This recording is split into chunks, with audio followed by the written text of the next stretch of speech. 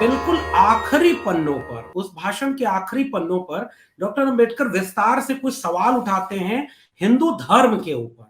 और लगातार वो ये कहते हैं कि ये हिंदू धर्म कोई धर्म नहीं है, इसकी कोई एक पुस्तक नहीं है, ये नियमों का समुच्चय है। और डॉक्टर अंबेडकर बार बार एक सवाल पूछते हैं कि आपके यहाँ धर्मांतरण इसलिए नहीं हो पाया। जो सतीश जी ने अभी बहुत दिलचस्प एक बिंदु उठाया, मैं उसी का विस्तार कर रहा हूं कि ब्राह्मण क्यों नहीं छोड़कर गए किसी और धर्म को ग्रहण करने के लिए, और दूसरे धर्म से कोई आपके यहाँ आया क्यों नहीं। ये सवाल डॉक्टर अंबेडकर और फूले कई लोग उठाते हैं, क्योंकि आपके यहाँ धर्म के केंद्र में जाति थी। आप किसी को अगर धर्मांतरित कराते भी तो कहां ले आते। अब उसमें हुआ ये कि जो लोग जातियों के वंचना के चलते हिंदू से मुसलमान हुए, अली अनवर साहब आए हुए हैं, वो इस पे विस्तार में बात रखेंगे कि वो लोग अपने पेशे और जाति की सामाजिक हैसियत साथ लेकर गए।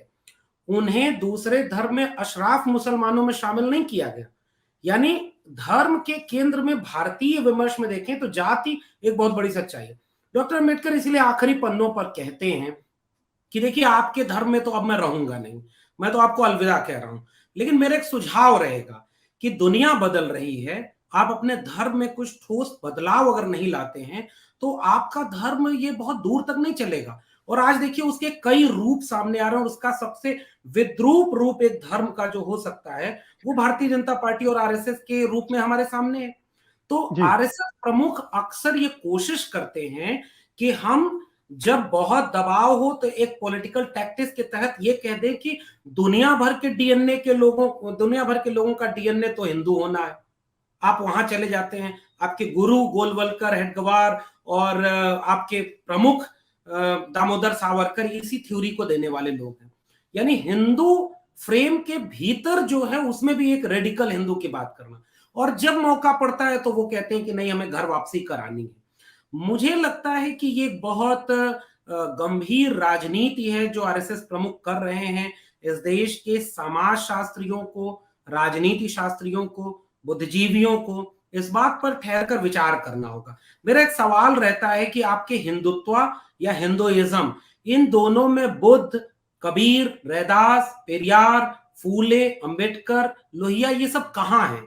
आप दरअसल इनकी बात नहीं करते, ये दोनों लोग नहीं करते। और क्या कबीर को आप हिंदुत्व के किस फ्रेम में रखेंगे या हिंदुइज्म के किस फ्रेम में रखेंगे?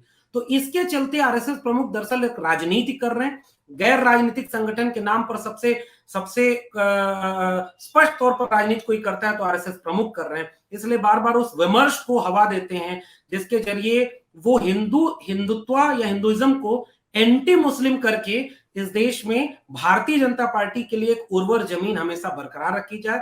और जो हिंदुत्व के प्रेम के भीतर विमर्श की आवाजें हैं, दलितों की, आदिवासियों की, पिछड़ों की, इन आवाजों को लगातार दबाया जाए।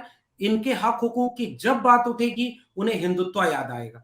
हिंदुत्व नामक गुब्बारे की हवा जातिगत विमर्श के सिद्धांतों के आधार पर निकाली जा सकती है। ये इस देश की राजनीति और बुद्धिजीवियों दोनों को नहीं समझ में आया। जी। सत्य हिंदी का ऐप डाउनलोड करें गूगल प्ले स्टोर पर।